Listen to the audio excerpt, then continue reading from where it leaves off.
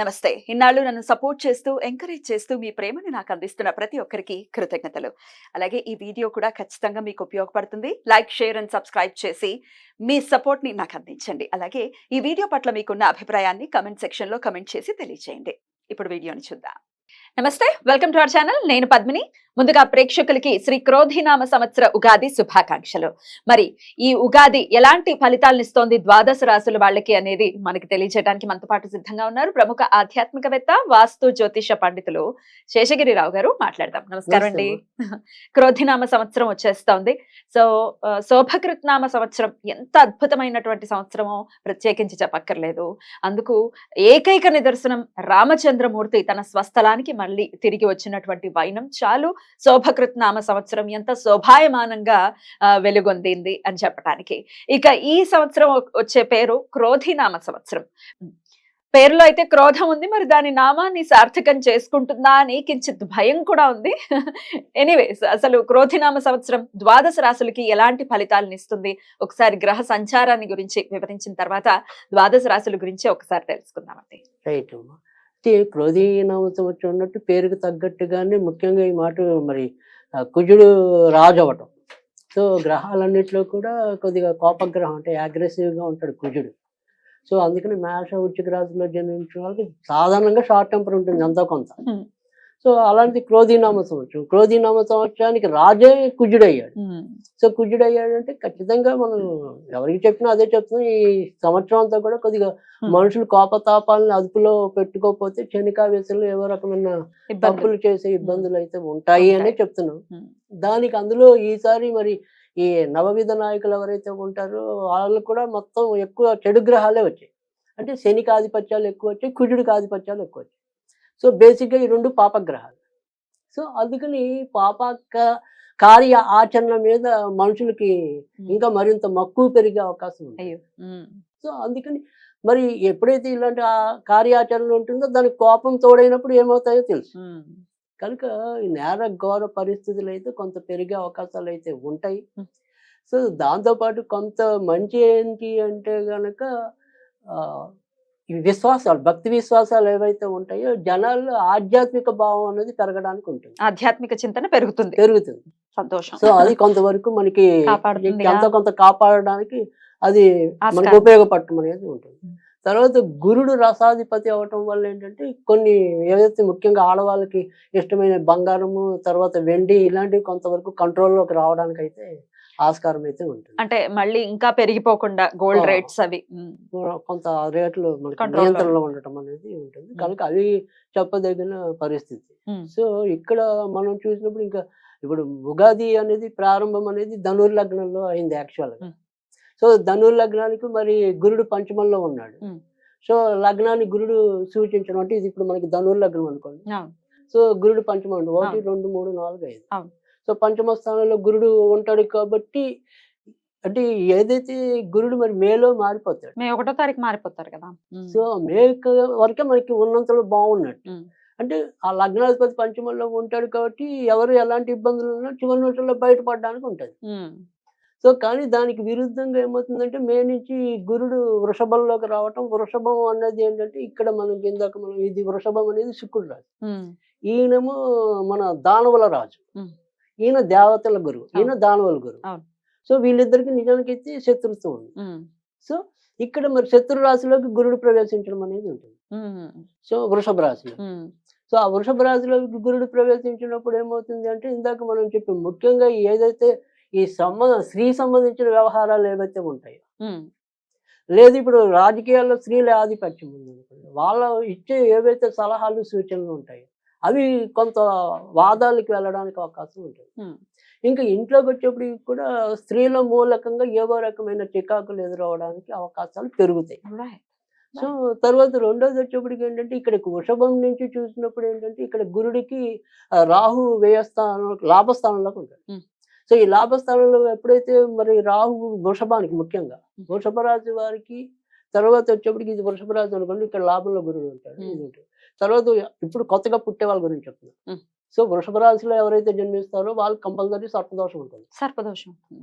లాభంలో రాహు ఉన్నా సర్పదోషం ఉంటుంది. అందుకే ముఖ్యంగా రాహు లాభంలో ఉన్నప్పుడు ఇక్కడేమో కేతు పంచమంలో ఉంటారు. పంచమంలో ఉంటారు. అవును. సో ఇది సంతాన స్థానం అవుతుంది, అదేమో లాభస్థానం. ఉమ్. సో ఖచ్చితంగా లాభాలు ఎవరైతే ముఖ్యంగా ఈ వృషభ రాశి వాళ్ళకి గట్టి ప్రయత్నాలు ఏవైతే ఉంటాయో అవి దగ్గర వచ్చి పోతాయి. ఉమ్.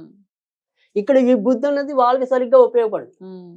సో ఆ నిర్ణయాలు తీసుకోవడంలో ఇబ్బందులు ఎక్కువ వృషభ రాశి వాళ్ళు పొందడానికి అవకాశం ఉంటుంది. Right. తర్వాత వచ్చేప్పటికి ఇదే దోషం అనేది కర్కాటక రాశికి కూడా ఉంటుంది. కర్కాటక రాశిలో పుట్టిన వాళ్ళకి కూడా ఉంటుంది. ఉమ్. అంటే Right. కొత్తగా పుట్టిన పిల్లలకు కూడా ఉమ్. నవమంలో రాహు ఉంటాడు. నవమంలో రావు ఉంటాడు, తృతీయంలో కేతు కేతు ఉంటాడు, కాబట్టి సంబంధ బాంధవ్యాలు ఇబ్బంది పడతాయి. ఇప్పుడు పుట్టే వాళ్ళకైతే ఇలా ఉంటుంది. ఆల్రెడీ పుట్టిన వాళ్ళకి అదే గ్రహస్థితి ఉంటుంది. ఇప్పుడు ఆల్రెడీ పుట్టేసిన వాళ్ళకి కూడా అదే గ్రహ గ్రహస్థితి ఉంది. రైట్. కానీ కొత్తగా పుట్టిన వాళ్ళు కూడా ఖచ్చితంగా పుట్టడమే సర్పదోషంలో పుట్టినట్టు. ఎగ్జాక్ట్లీ ఈ సంవత్సరంలో ఎప్పుడు పుట్టినా ఇదే గ్రహస్థితి ఉంటుంది Right. ఇంచుమించుగా, అంటే రాహుకేతులకు సంబంధించి. రైట్ అండి. ఇక దేశంలో ఎట్లాంటి పరిస్థితులు ఉంటాయి అనేది ఒకసారి క్లుప్తంగా చెప్పేసి ద్వాదశ రాశుల్లోకి వెళ్ళిపోదాం. రైట్. దేశంలో కూడా ముఖ్యంగా చెప్పాల్సింది అంటే ఇక్కడ వర్షపాతాలు ఏవైతే ఉంటాయి అంటే మనకు కావాల్సిన మెయిన్ వర్షం, రైతుల యొక్క ఇది. సో ఇక్కడ ముఖ్యంగా ఇందాక మనం చెప్పుకున్నాం శని కుజుల యొక్క ఆధిపత్యం ఎక్కువ అని చెప్పి. సో శని కుజుల ఆధిపత్యం ఎక్కువ అంటే మిరపకాయల పంటలు బాగా పండుతాయి. అంటే ఎరుపు రంగు ధాన్యాలు ఏవైతే ఉంటాయో లేదా ఎరుపు రంగు పంటలు ఏవైతే ఉంటాయో అవి సమృద్ధిగా పండుతాయి. తర్వాత శనికి సంబంధించి వచ్చినప్పుడు ఏంటంటే నల్లవి అంటే మిరియాలు అనుకోండి, నువ్వులు అనుకోండి, మినుములు అనుకోండి, ఇలా నల్ల రంగు పంటలు ఏవైతే ఉంటాయో వేరుశనగ దాని నుంచి నూనె వస్తుంది. సో అలా ఈ శనికి సంబంధించి నలుపుకి అలాంటివి సమృద్ధిగా పండటం అనేది ఉంటుంది. ఎలక్షన్స్ కూడా రాబోతున్నాయి, ఎట్లా ఉండబోతుంది అనుకోవచ్చు? యుద్ధ వాతావరణం ఉంటుందా? రైట్. అంటే ఖచ్చితంగా ఈసారి కూడా యుద్ధ వాతావరణం అయితే ఉంటుంది. ఆ తర్వాత సరే ఇక్కడ పెద్దగా ముఖ్యంగా మనం చెప్పాలంటే కేంద్రంలో మరీ మార్పులు అయితే ఉండకపోవచ్చు. మళ్ళీ మోదీ ప్రభుత్వమే వస్తుందని అనుకోవచ్చా? 99.5% అయితే ఖచ్చితంగా ఉంది మోదీ ప్రభుత్వం. మోదీ. సో తర్వాత వచ్చేప్పటికి కానీ ఇదే కేంద్ర ప్రభుత్వం కూడా అంటే ఇప్పుడు సపోజ్ కొన్ని ప్రెస్టీజియస్ ప్లేసెస్ ఉంటాయి కొన్ని. అంటే ఒక ప్లేస్ అంటే నేను ఖచ్చితంగా ఇక్కడ ఓవైసీ ఇప్పుడు మనకి అది పాలనలో వాళ్ళే ఉంటారు. ఆంధ్రప్రదేశ్ లో ఏ గవర్నమెంట్? ఆంధ్రప్రదేశ్ అనేది కొన ఊపిరితో గెలవటం అనేది ఉంటుంది ఇప్పుడున్న పరిస్థితి. ఎవరు గెలుస్తారని? అదే ఇప్పుడున్న ప్రభుత్వమే ఉంటుంది. ఇప్పుడున్న ప్రభుత్వమే అంటే వైసీపీ వస్తుంది అనేది. అతి ఏమంటాము చావు తప్పి కన్నులు అట్టబోయిందండి అవి. సో అలా అతి కష్టం మీద వారిని నిలుపుకోవడానికి ఎక్కువ కనపడుతుంది. రైట్. మొత్తానికి దేశ కాలమాన పరిస్థితులు ఎలా ఉంటాయి అనేది క్రోధినామ సంవత్సరంలో క్లుప్తంగా మీరు తెలియజేశారు. ఇక ఇప్పుడు మన ఆడియన్స్ కి కూడా ఎవరైతే కామన్ పీపుల్ ఉన్నారో వాళ్ళ రాసుల గురించి తెలుసుకోవాలని ఖచ్చితంగా వీడియో చూస్తూ ఉంటారు కాబట్టి ఇక ద్వాదశ రాశుల గురించి తెలుసుకుందాము. ఇక ధనుసు రాశి వారికి క్రోధినామ సంవత్సరం ఎలా ఉండబోతోంది? ఈ ఏడాది చాలా బాగుండే రాశుల్లో ధనురాశి కూడా ఒకటి. సో ముఖ్యంగా వీరికి ఎప్పుడూ లేనంత విధంగా అంటే కొత్త అవకాశాలు అవంతట అవే వీళ్ళు తలుపు తట్టడం అనేది కూడా జరుగుతుంది. అయితే వాటిని ఏంటంటే మనకి ఒక సామెత ఉంది, దురదృష్ట దేవత తలుపు తీసేదాకా కొడుతూనే ఉంటుంది, అదృష్ట దేవత ఒకసారే కొడుతుంది అని. అలా కొట్టినప్పుడు ఉపయోగించుకోవటమే మరి గొప్పవారి లక్షణం. సో అలా ఈ ఏడాది ధనుర్రాశి వాళ్ళు అందుకు సంసిద్ధులుగా ఉండటం అనేది చాలా చెప్పుకోదగిన సూచన. అంటే వీళ్ళకి ఎలాంటి అవకాశాలు వచ్చినా అలాంటి అవకాశాలన్నింటినీ కూడా సద్వినియోగం చేసుకుంటూ ముందుకెళ్ళిపోవటం అనేది కూడా ఈ ధనుర్రాశి వారికి ఎక్కువ కనిపించడం అనేది ఉంది. తర్వాత ఎవరైతే ఈ ధనుర్రాశిలో అంటే ఏదైనప్పటికీ కూడా అంటే రచనా రంగంలో ఉన్న వాళ్ళకి రచనా రంగం, తర్వాత క్రీడా రంగంలో ఉంటే క్రీడా రంగం, తర్వాత ఇలా ఆధ్యాత్మిక రంగాల్లో ఉంటే ఆధ్యాత్మిక రంగం, అలా ఏ రంగం తీసుకున్నప్పటికీ కూడా ఆ రంగంలో వీరు లబ్ధ ప్రతిష్ఠులు అవడానికి కూడా ఈ ఏడాది ఎక్కువ అవకాశం ఉంటుంది.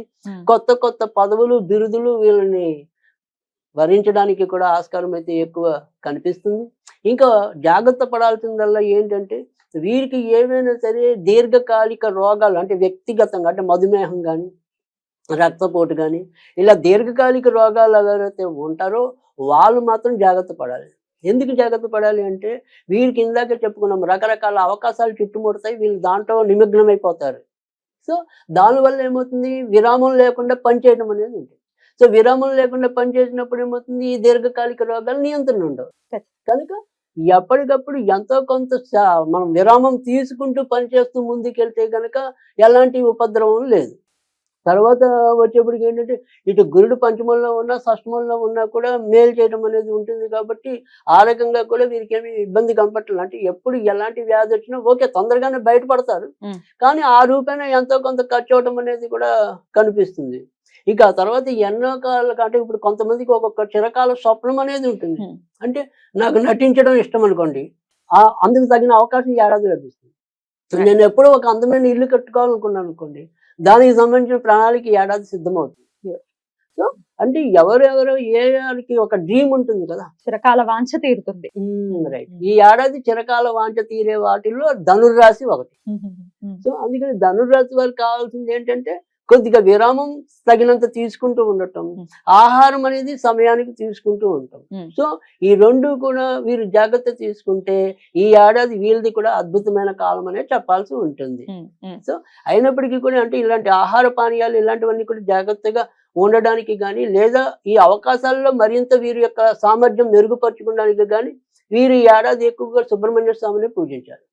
సో సుబ్రహ్మణ్య స్వామి కరావలంబ స్తోత్రం అనేది నిత్యం చదువుకోవటం మంచిది. ఒకవేళ అలా చదువుకోలేకపోతే ఓం సుం సుబ్రహ్మణ్యాయ నమః, ఓం సుం సుబ్రహ్మణ్యాయ నమః ఇది నిత్యం అక్కడ నమః పెట్టినా పర్వాలేదు, స్వాహ పెట్టినా పర్వాలేదు, రెండిట్లో ఏది పెట్టినా వర్కౌట్ అవుతుంది. సో అలా జపించడం వల్ల కూడా వీరికి ఎక్కువ మేలు జరగడం అనేది ఉంటుంది. ఈ ఏదైతే ధనురాశి వారు ఉన్నారో వీరికి మళ్ళీ కొంతవరకు ఇబ్బందులు ఏంటంటే ఇంట్లో భార్యాభర్తల మధ్య మాత్రం కొద్దిగా చిన్న చిన్న ఇబ్బందులు ముఖ్యంగా ఏ రూపంగా రావచ్చు అంటే కనుక తమ యొక్క కోరికల్ని వీళ్ళు పట్టించుకోకుండా బయటకు ఎక్కువ వెళ్ళిపోతున్నారు, లేదా బయట వ్యక్తులతో ఎక్కువ కాలం గడుపుతున్నారు, లేదా ఇవాళ ఉండే ఏదైతే ఉందో మనకి అస్తమానం ఫోన్ చూసుకుంటున్నారు.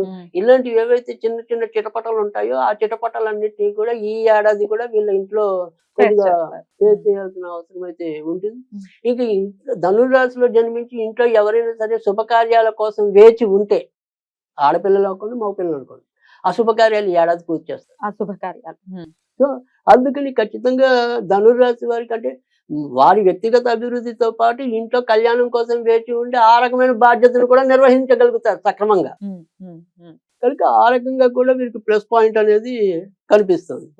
ఇంకా ధనుర్రాశిలో పుట్టి ఎవరైనా సరే మరి చతుర్థంలో రాహు అనేవాడు ఉన్నాడు కాబట్టి అక్కడ మటుకు కొంత విదేశాల్లో ఉన్న వాళ్ళకైతే ఇబ్బంది ఉంది. కానీ కొత్తగా విదేశాలకు వెళ్ళాలనుకునే వాళ్ళకి లాభం ఉంది. ఆల్రెడీ అక్కడే ఉండే వాళ్ళకి లాభం లేదు. సో అంటే ఒక్కోసారి వీసా గడువు పూర్తి అయిపోవటం, మళ్ళీ అనుకోకుండా మళ్ళీ తిరిగి ఇక్కడికి వచ్చేయాల్సిన పరిస్థితులు రావటం, ఇలాంటివి మటుకు మళ్ళీ ఈ ఏడాది ధనుర్రాశికి ఎక్కువ కనిపించడం అనేది ఉంటుంది. సో అందుకని మొత్తం మీద చూసినప్పుడు ఏంటంటే ఎక్కువ శాతం అయితే కనుక వారి యొక్క వ్యక్తిగత ఆరోగ్యానికి కూడా ఇంపార్టెంట్ ఇస్తూ ముందుకెళ్ళటం అనేది చెప్పదగిన సూచన. బ్యూటిఫుల్. అద్భుతమైన ఫలితాలను ఇవ్వబోతోంది క్రోధినామ సంవత్సరం ధనుసు రాశి వారికి అని చెప్తూ ఉన్నారు. సుబ్రహ్మణ్యేశ్వర స్వామి ఆరాధనని విశేషంగా చేసుకుంటూ ఈ సంవత్సరాన్ని వీళ్ళు చాలా ప్రశాంతవంతంగా గడపాలని మనస్ఫూర్తిగా కోరుకుంటూ ఇక నెక్స్ట్ ఎపిసోడ్ లో మకర రాశి గురించి మాట్లాడుకుందామండి. Thank you so much.